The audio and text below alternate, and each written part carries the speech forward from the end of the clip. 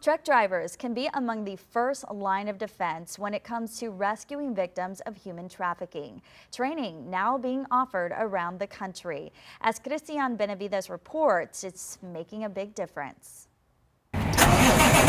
Robert DeRoy drives his Ryder truck up to 100 miles a day on Florida roads, always on the lookout for signs of distress. We're in a truck, we're higher, so we can see better inside, so you can see if anything, seems out of order. Florida has launched a broad initiative to offer training to every commercial truck driver, teaching them to spot human trafficking, criminal activity that often happens at rest areas and truck stops.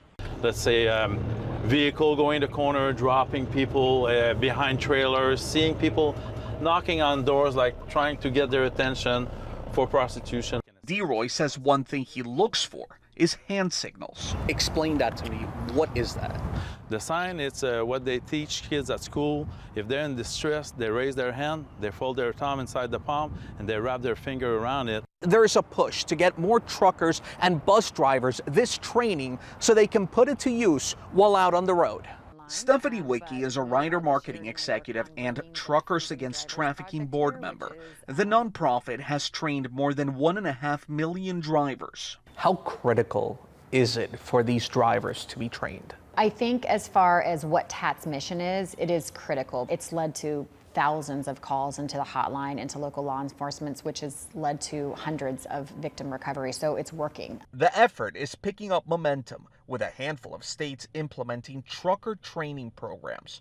Wicke's goal is to see it required by law across the country. We don't want to believe that other human beings are capable of just evil and egregious acts, but they are. DeRoy says he loves being on the road, and if it allows him to help another human being, the reward will last a lifetime. Christian Benavides, CBS News, Miami. And according to Truckers Against Trafficking, more than 40% of reports by truckers involve victims who are minors.